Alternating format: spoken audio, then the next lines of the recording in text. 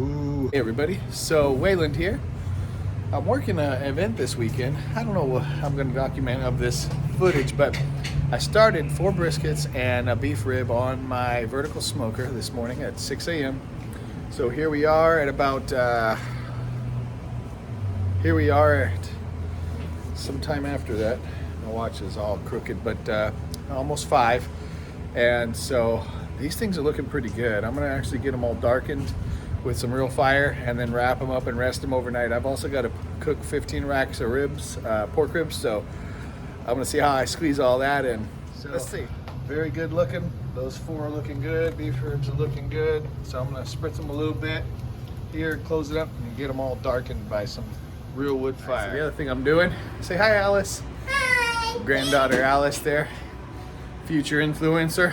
But anyways, I've got along with these 4 brisket and the 1 thing of beef ribs, that's special for someone, I've got 15 rack of pork ribs. I'm trying to cook for 75 people, so a couple things I'm gonna do here is let you guys know if 4 briskets and 15 racks of ribs is gonna be enough for 75 people. And then I'm going to show you that this Pit Boss Competition Series vertical smoker can hold those 15 racks. I just put them on there, so I'm gonna roll smoke a little while on these things, but it's actually 3 racks of ribs per rack. I've got 5 racks in this competition series, and they just fit. They are kind of touching side by side. I think it'll be just fine. And man, they're looking pretty good. So anyways, it is holding them, and I'm gonna run some pellet smoke on this and then move them to the offset for a little bit too when the briskets are done. Awesome. So checking in on these briskets and this beef rib. I am just feeling really good about this. I started this cook on my vertical smoker. I had the meat going on, the beef anyways, the brisket and the beef ribs going for about 9 hours on the vertical smoker, almost 10. Just getting the temps up and going on them so I can kind of get the cook processed. Pellet cookers have a great ability to cook real evenly and consistently and add great flavor, but not quite that good dark bark or that good smoke taste. So I let the pellet cooker do part of the work for me, and then I come home and moved the briskets and beef ribs over to the offset. And so now I'm kind of just managing them, moving them around a little bit, trying to get a good dark bark. I'm gonna show you, I've had it on for a couple hours. We're at about 7 o'clock now. So I'm gonna show you how much different they look putting them on this offset. And I'm pretty excited. I'm also gonna check temps and tenderness of these beef ribs because it may be time to wrap. All right, let's see what we got going on here. All right, so they're looking good. Getting a nice dark color. They're starting to feel real tender. And yes, they're gonna taste great. And yes, this one actually, I didn't get this trimmed off. Kind of messed up, but that's okay. Kind of cut it off and discard it later. So no real criticisms on that one. It was kind of late. I started trimming. I think it was the last one I did, and not that this was a lot to trim, but I think it was a little bit of frozen still. So I woke up the next day.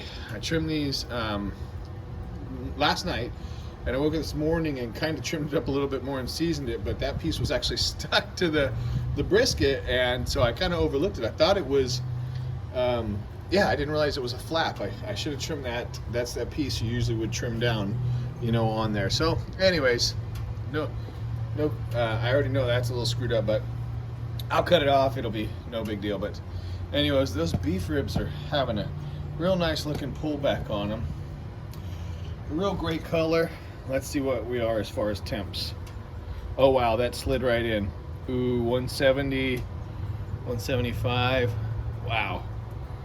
Okay, a little tight there. Not very much though. That's super cool. Okay, real tender, 175.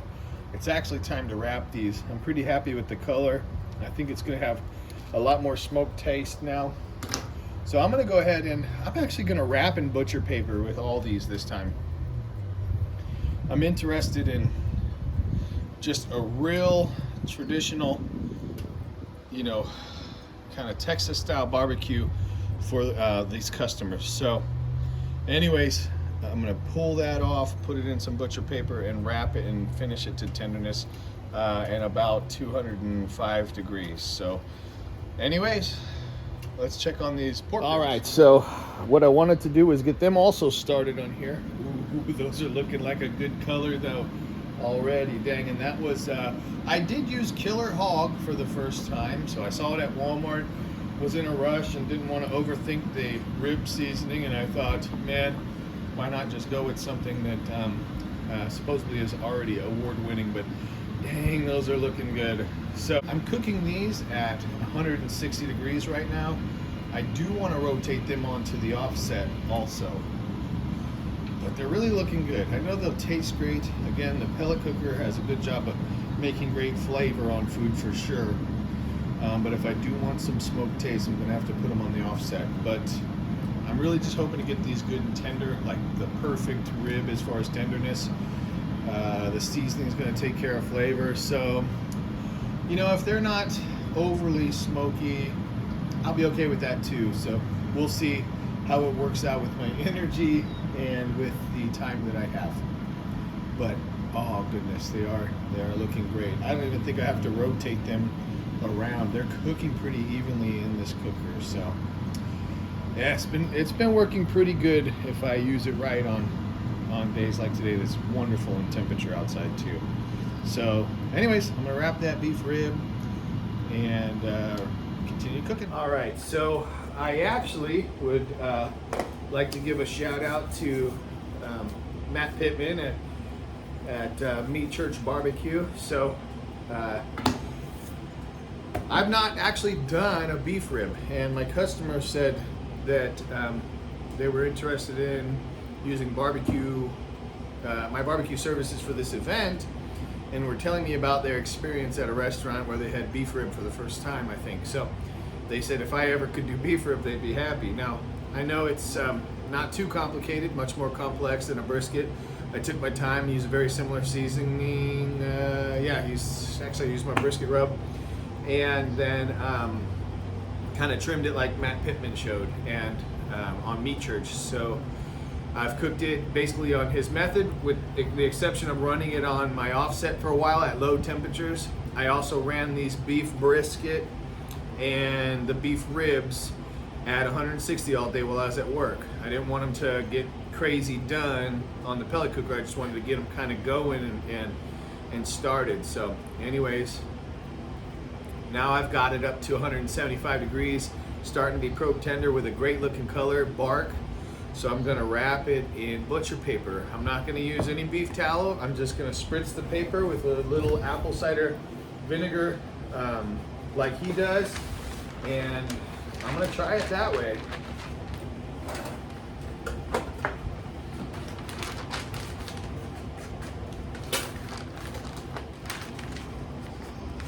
Yeah. I'll use both. Okay.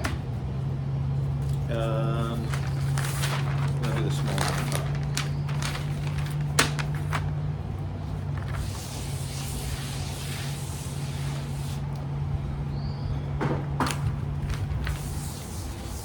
Get that to stick. Awesome. So I'm gonna wrap these and let it run for another couple hours. So I didn't do any beef trim, brisket trim or anything like that in this video. My goal of this video is just to kind of showcase the beginning on a pellet cooker, finishing on the offset, and how I'm managing, you know, quite a bit of meat today. So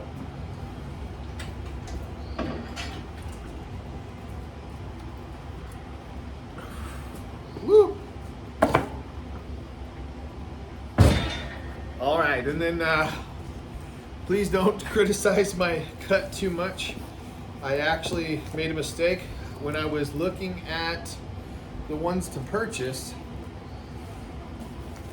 This particular one had an even fat cap. So what I mean is, all the way across the top was a layer that was unmolested. Others had kind of divots and showed some meat through the fat. I thought I was going to leave the fat layer on the top, but after watching Matt Pittman, it gets all trimmed off. And so once I start to trim, I realized that on this third bone here, the fat actually went down lower. So had I not focused on the fat, I might have got a better one. So paid attention more to how the meat surrounds the bone. This particular one, I've got no meat on the bone right there. There's very little meat here, but this is tender. Really excited about this. It's already, oh man, spongy. So, but when I probe it, there's a little bit of resistance still. I know this customer of mine is really gonna get the one good bone for sure. And I'll probably give my wife the other one, and I'll take the little poor pathetic one. It's the right thing to do, but I will enjoy tasting it. Awesome. All right, so let's wrap it up and get it back on the smoker where it'll stay for another couple hours until it becomes probe tender and about 210 degrees, I think it was. So yes, awesome. Okay, that's the first time I actually used a spritz to wrap, and that was kind of easy. That was kind of nice. So yeah, well, that I probably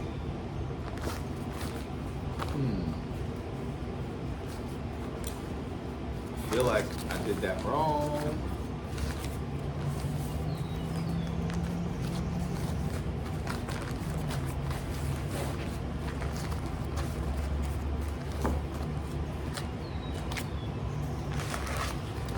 May need larger paper. Learn from my mistakes.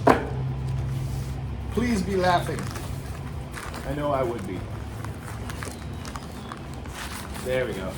That's better. That makes more sense. Voila. Okay. Awesome.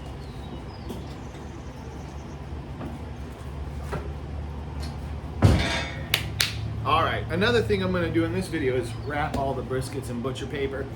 I did it that way before. I kind of started that way after watching some of my favorite guys do it and kind of seeing how the pit masters down in Texas kind of use that.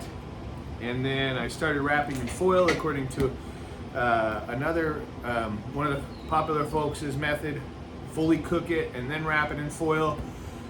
But although I love the flavor of that, I think I was more successful in getting it all nice and tender when I used to wrap in paper. Now the other thing is, Matt Pittman was saying that wrapping in paper actually causes the bark to still stay set up better, whereas wrapping in foil causes it to kind of lose the bark. And he recommends if you wrap it in foil, then to put it back on the smoker for a little bit after you unwrap it. So, I don't know. I've done a lot recently wrapped in foil. I'm gonna go back to this one wrapping them in paper and refresh my memory on what the bark is like when I'm done. And we'll see. Yeah, so anyways, we'll be back, monitor these things here in a little bit. All right, so it is getting dark. It's about 8:30. I think those ribs been going for another couple hours. I'm not too concerned about temps because I've been kind of multitasking and it's been raining. So I know I've not been really hot for a long time. I've probably been more low, which just sucks because it takes longer and I didn't want to be,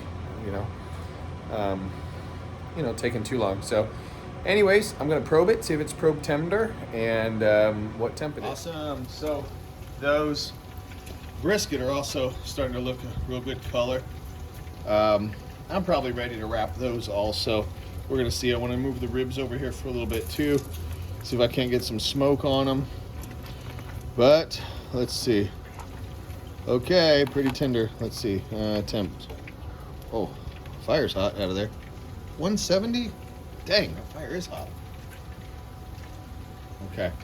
So, yeah, unfortunately, I think I had let the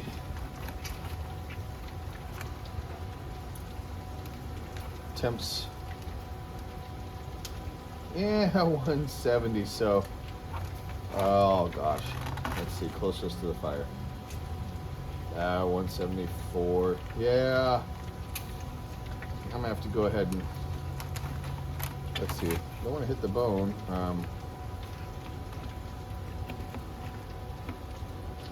Well, I keep hitting the bone. Dang it. Oh, there we go. That's extremely tender.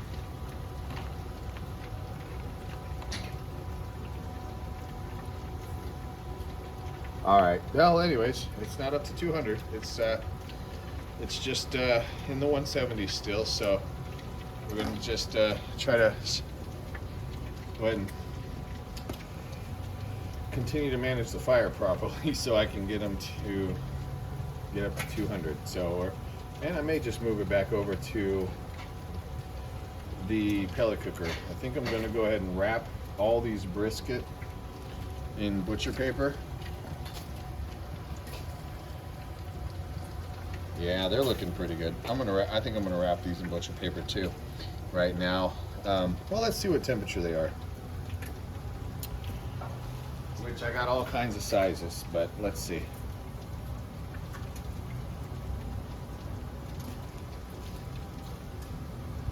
And that's tender in the fatty part. 160, yeah. Ooh, oh.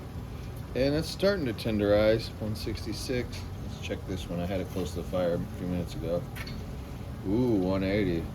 Cool. Let's check this one.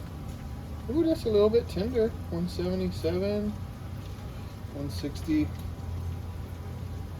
It's starting to get tender. 180s though. 190 even. Nice. And I know, oh gosh, these fatty bits are so soft. It goes right in, no resistance. This flat is a little bit tight and a little low.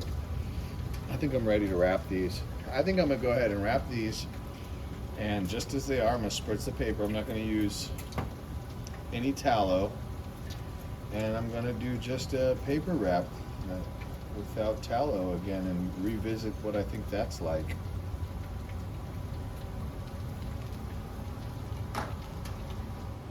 All right, so I am gonna go ahead and wrap these briskets in butcher paper. Let's see. Let's do this again.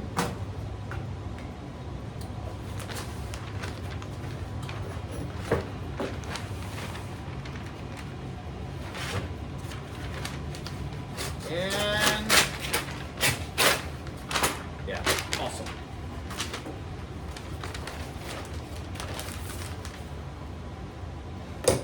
I think I'm gonna go ahead and do 2 of them with smoked tallow and 2 without. I did render some out. I have it on the cooker. I almost forgot. It's sitting off to the side. Yeah, full tray of it from 4 briskets. So, and I'll jar some up for next time too. But this will give me the opportunity to actually try briskets side by side with and without smoked tallow. So anyways, I'm gonna start. Oh, I need another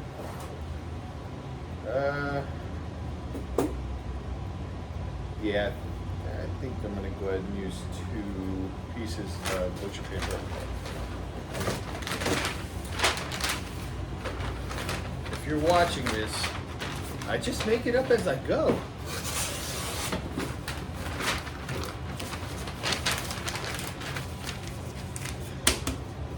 I'm gonna try this though with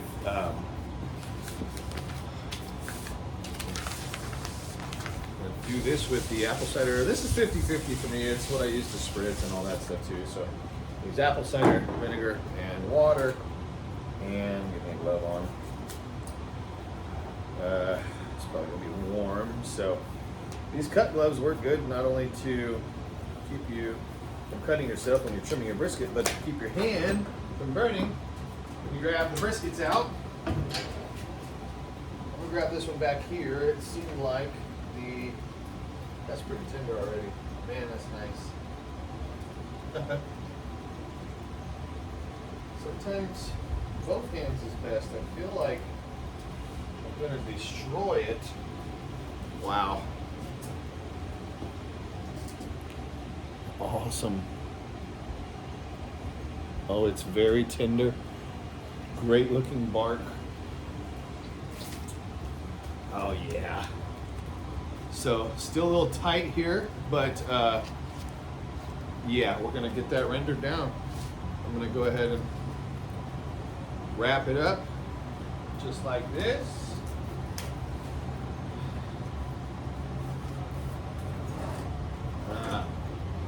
More rain. Wrap it tightly.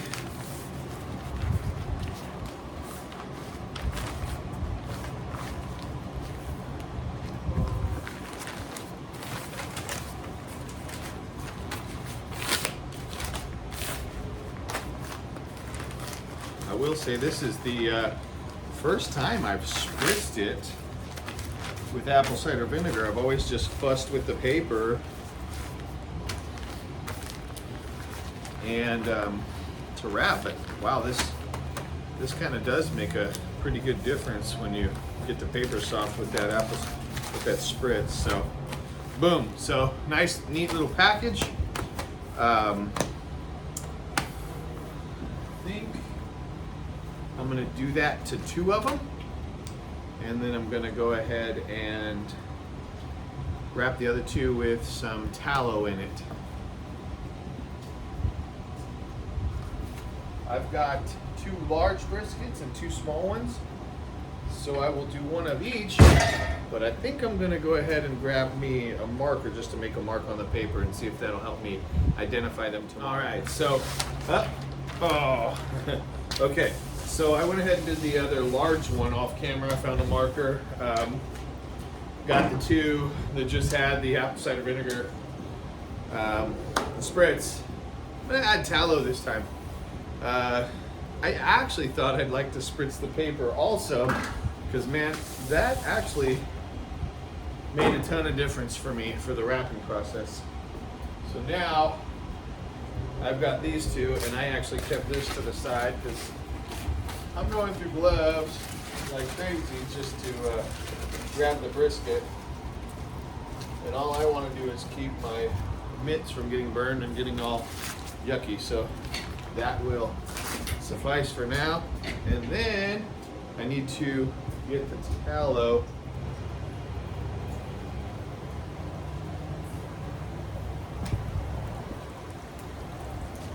Woo-hoo.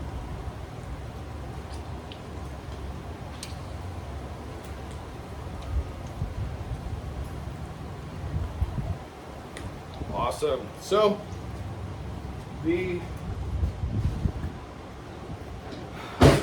I like the tallow. It generally adds moisture back into the brisket. So it had been my favorite, but of course it's going to soften the bark up. I don't usually find any of it really washes away, but I guess in some opinion this will kind of destroy the bark. Oh no, maybe I'm thinking of foil wrapping, but anyways, or in some opinion, actually cool. And of course, here in Oklahoma, we never lack in wind. Tighten it up. Awesome. Nice and tight, okay? Fold this over. Voila. Put this back on and get the other one. Gosh, that feels so good. Well, I'm gonna go ahead and get paper out just like that for this other one and wrap it. And then I'm gonna do some moving around. I'm gonna take a wire rack or get them briskets out here and then beef ribs, move all the pork ribs over to this thing, and then put the beef back on the pellet cooker to get it up to temp, because that thing will just run steady temps for me and finish those off while I go ahead and can run some smoke over these pork ribs. So we'll see you back when I get some of that accomplished. So mission accomplished. I'm actually going to use this now, my ThermoPro. It will alert me. I got one probe in the beef ribs because I want to know when they're 200 and go ahead and pull them off. I'm ready to get them up, but I also have the probe in the bottom brisket, which is a smaller one. I thought I'd start there. I figured the smaller one would probably finish sooner anyways. I went ahead and bumped this up to 220. I'm really not in a hurry for those to get finished. It's 9 o'clock. I'm hoping, actually maybe I am in a hurry. I might bump it up to like 275. I know this cooker, I have found out this cooker does have a tendency to cook faster and run a little bit hotter with more food in there. So we'll see. I'll probably bump it up after it gets up to temp a little bit here and monitor it. But I have all 4 brisket in there wrapped and the beef ribs at the top. Now, I am fully aware I need a bigger cooker. So, and I definitely, I've seen where people actually have these rib rack stands or rib stands, so that might help. And I have been wanting to install a second shelf on this thing. I've just been kind of busy using it. So anyways, I really just wanted to get these a little bit better color on them and up to temp. They were all really soft still, almost like not cooked at all on the inside, soft. So they were really almost that raw feeling. So I definitely have a little ways to go on these. I just put them on the smoke. I just had them on the pellet cooker at like 160 for, a few hours, not really cooking, just maybe getting that flavor and bark built up. So here we go. We're gonna pump up the heat and get these things going so we can finish them also.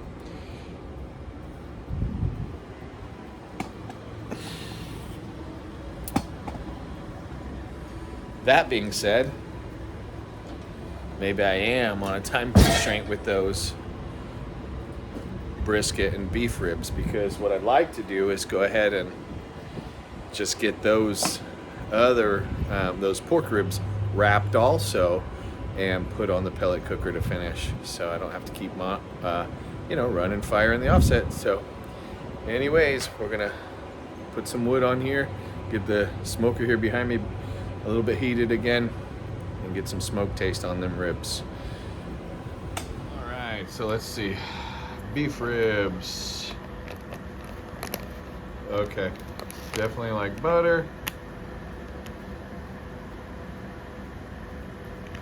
I just pulled them out. It said it was 200. I pulled them out and then went inside to get my phone and stuff. But interesting. Oh my goodness. There's no way. They're very soft. I think I'm having a hard time not hitting the bone. Gosh, where 180, 186, 188, 189. You know what? They're super tender. I'm gonna rest these overnight at 150. There's no way they're not gonna be perfect. That is just like butter. So I'm not gonna try to overcook them either. I like that they're probe tender. So I'm gonna set these, like I said, in the oven overnight at 150 degrees. They're gonna be hot and ready for tomorrow. But now I've actually been monitoring temps here. I moved those probes around. I actually have one of them also up to 203, one of the briskets. So let's see. That's this white lead, and that's that one down there. So let's see what it feels like to the probe. Oh goodness, that goes in like butter. We're at 204, 203, so I'm gonna pull that. I ain't gonna test it anymore. And then it looks like he even above that, we're at 180. So maybe I'll rotate them down, get them, anyways. Yeah, maybe rotate them down, get them close to the fire, because I need to get these ribs going. But I am gonna shut this for a second. So those, I'm gonna get that one off, rest it too. And I'm gonna move the other two down because I gotta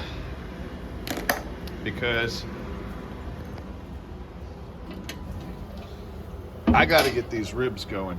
They're looking a good color. I've been rotating them because of course that's gonna be the hottest side.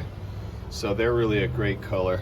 There is no need to not wrap these. I know they look a little, they're more red in the natural light. So camera, of course, in the night, and my headlamp doesn't really do it any justice. But man, they're all looking a really good color. I'm about ready to wrap these and put them on the pellet cooker to finish also.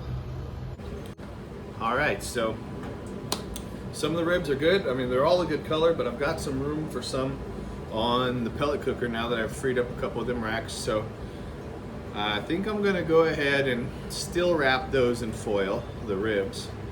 And I'm actually gonna add the sweet crack pepper dry rub from Weber, because that'll add a little bit of the sweetness and pepper taste back on, or at least onto the ribs. I'm gonna also apply some butter pads in the foil. So I'll put a few butter pads, sprinkle a little bit of this, and then wrap the ribs in foil. So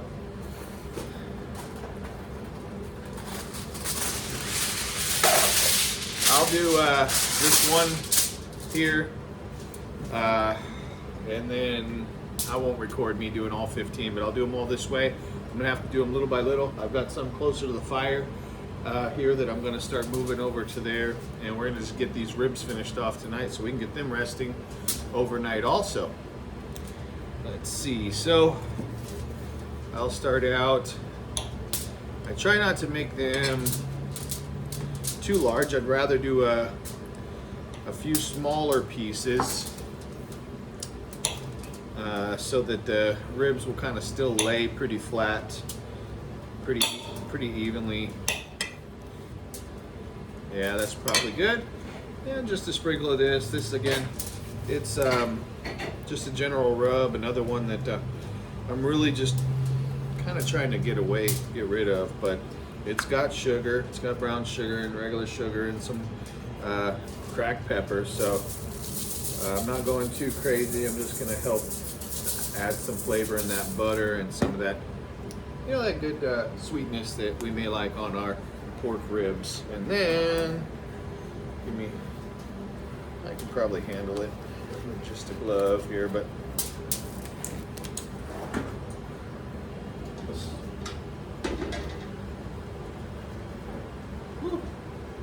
all right, so just a real good color. They're kind of feeling a little bit more like cooked ribs should. I'm starting to get a little pullback on the ribs, but on the rib bone,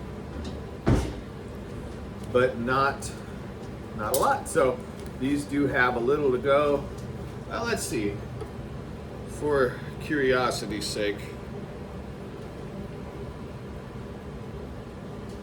There we go. 158, 159, 160. Okay, so a little way to go yet. Get in there. 160. So, but good. I'm on target. Not overcooked them for sure, although I've been cooking them for hours. Yeah, so I'm pretty well happy. I'm pretty well happy with the briskets and the way they felt and the way they looked. I mean, when I pulled that next brisket out that I said was finished, I was pouring juices out of the wrapper. Unfortunately, couldn't help it. It's just with that paper, that's what happens. One of the reasons I do like foil is because you kind of retain more of it, but I'm gonna revisit that. And like I said, I'm really excited about how they were actually coming out already. So it looks like they're gonna be tender and juicy. And so now, anyways, that was the briskets. I am now Ready to do the same with these ribs. I'm gonna go ahead and put them, oh, that is tender. A little working on tenderness there. So anyways, go ahead and put them on the pellet cooker. I think I got some top racks available. I'm gonna start loading these back up on there. Probably another hour at some steady high temps. I might be ready to go. All right, so I had gone through getting all those ribs wrapped and moved over to the pellet cooker. And speaking of which, so I'm looking for these to get up to tenderness and something like 200 degrees. Okay. So we're gonna pull them out. I've only got 2 meters in right now. I mean, I got 15 racks of ribs, so we're gonna see. I'm gonna double check these real quick on temperature. All right, so let's see what we can see. So, very tender. All right. So now we've got a very tender rib there. Let's see what we got here. Okay. All right, we're at 180, so wherever that particular meter was sitting, yeah, that's still tight meat. All right, cool. So that one's not it. I'm gonna have to pay attention to meter placement, but yeah, we're starting to get pullback. Definitely some moisture resting up on these things. Close it back up.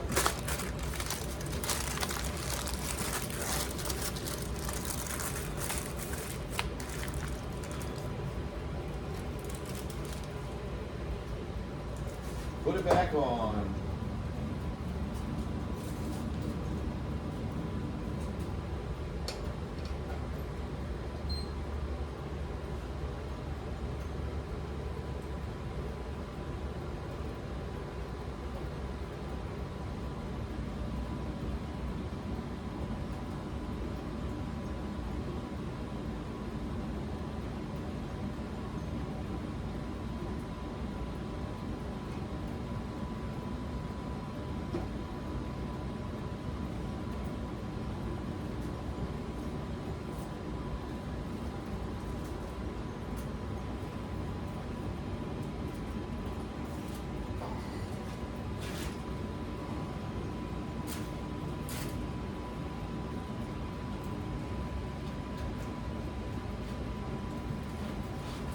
Okay. All right, so that was one of them, and actually I think I grabbed the wrong one. Anyways.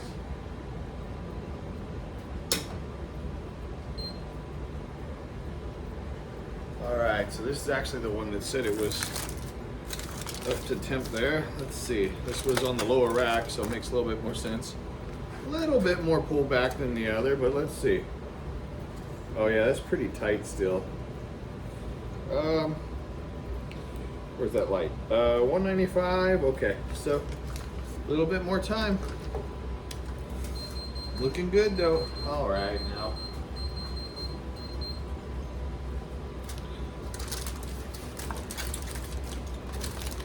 Wrap it back up. And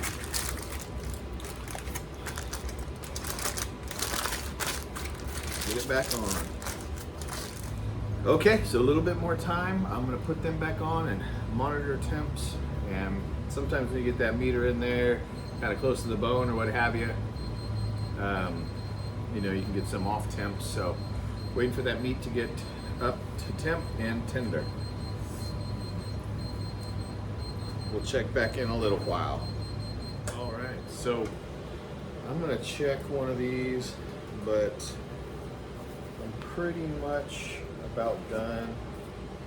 I got the probes in a better spot. I'm reading at 190s in one of them and one high 180s in another. So they're finishing up pretty soon here. But I'm gonna go ahead and pull one out on the bottom rack that doesn't have a meter in it and double check it.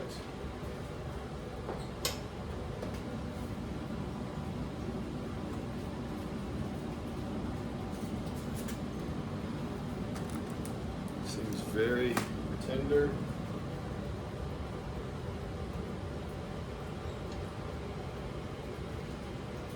Let's see. Okay, yeah, this is one of the ones I checked already. Ooh, okay. So that has got a lot of pullback on the bone. Oh, it's hot. Okay. That's got to be at least 1,000 degrees. I'm kidding. Let's see. Okay, that's much more tender. 192. 203. Okay, that's more like it. Okay, great color. I've got moisture down in the foil for sure. Definitely got some pullback on the bones. It's hard to see, but yeah, very tender. Good, good, good, good. Smells good. Awesome. So I'm gonna go ahead and stick these. I've got 3 roasters because now I've cooked it all. Now how do I keep it till tomorrow? I found that everything can rest, so at about 150 degrees and stay very edible. So I found that I can rest food in my roasters. I've got roasters that will keep at 150 degrees, and for me that's perfect. I do put racks on the bottom though. I've learned that you don't sit the meat right down at the bottom of the roaster because that's where the heat is more direct, and you definitely can overcook something that sits right at that bottom. So I do put metal racks in the bottom of my roasters. Most roasters come with them, and then I just set the meat on top of those. So I'm gonna go ahead and do that. I'm gonna probe some more of these and just make sure they look that good and are that tender. And we're gonna rest them overnight. We'll cut into them tomorrow at our event. We're gonna serve the people there, so we'll get a chance to see what these things look like. Until then.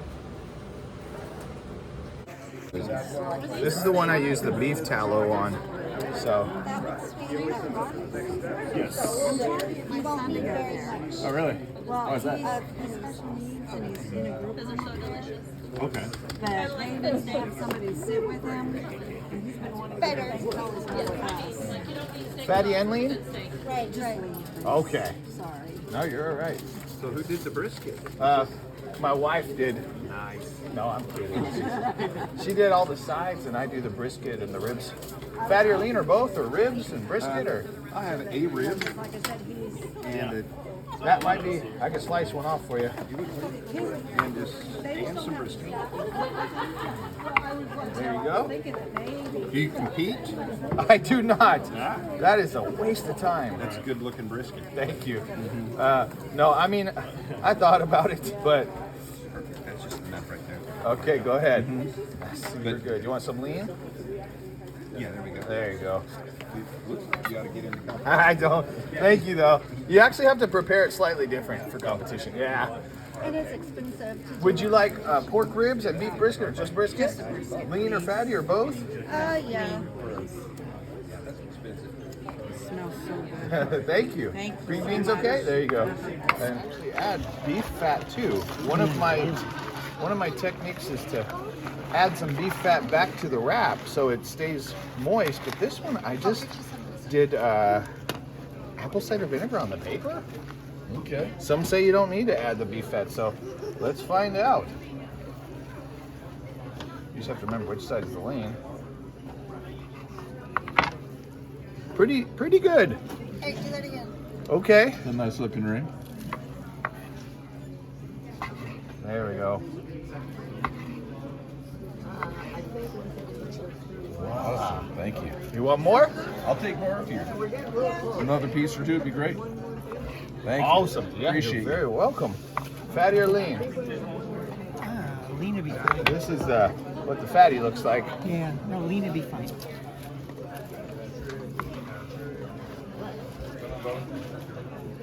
You know what Jen knows? You can't have no brisket if you don't eat a screen. You're welcome.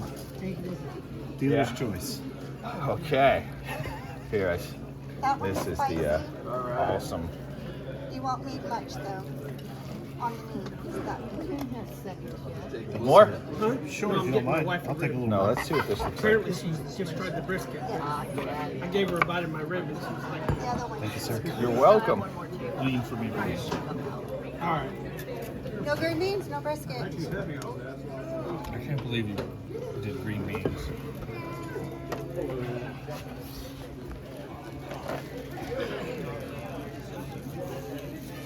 There you go. So this was that beef rib that I did. First beef rib, super tender. I took a bite, it was amazing. So I just wanted to show that there. Is that it? Yes. Steve, what you doing? Some say the bark doesn't stay in the foil, but Oh my gosh. I found that this is just about the same as if I had wrapped it in foil, but I think I have a little less moisture content in the flat. I think I keep more moisture when I wrap in foil. Okay. I think the foil has the ability to help hold humidity, Yeah. where the butcher paper doesn't. And since I'm not holding it in like a humid warmer, Yeah. I'm holding it in my dry oven, I like the foil wrap better. Anyways, now it's a history lesson. Love it. Love it. Fatty or lean? Or what? Fatty. Well, this guy was first. No, no. I think there's plenty for both of us. Maybe. Okay. Me too. Let's see, where's this piece? I'll take a lean if you don't mind. Yes, I don't. I'm You having said too fun. Fatty. Yeah. The fat guy wants the lean guy wants the fat. Yes. Thanks, man. It was really, really wonderful. Yeah. Thank you very much. So I'm used to, Big sauce. Santa Maria style barbecue. That's how I grew up. Tri-tip and chickens and all that. Well, on my way back home, and am so exhausted, but that's kind of cool. Everybody really liked it, so pretty well pleased. But I would say that I for sure like wrapping the brisket in with tallow. It seemed the tallow wrapped ones had more moisture in the flat. And I think I might stick to foil. I think that also produces more moisture. I think the problem with resting it in an oven that's very dry, wrapping in foil produces the humidity you like also to keep on the meat. So I may just continue to foil wrap. But the beef rib was very good. The guy I had made it for, the guy who employed me to do the event, said he liked beef rib, and if I ever made him, let him know. But that's the first for me to make the actual plate rib or the short rib or whatever. So he liked it. He said it was as good as the place he had at a barbecue restaurant recently. So I thought that it can be a little bit more moist, but we'll see if I can practice that. That sure is a kind of expensive piece, but definitely fun to do. And I did learn that 15 rack of ribs was too many, especially with everybody kind of going for the brisket. 4 brisket was good for something like 75 people, and there were 12 or 14 pounders, and I could have probably done about 10 racks of rib. And the mac and cheese and green beans were good also, and then we had bread and stuff, so, and some desserts. So overall went pretty well. That's how I managed a large cook between the pellet cooker and the offset. So until next time, thanks for watching.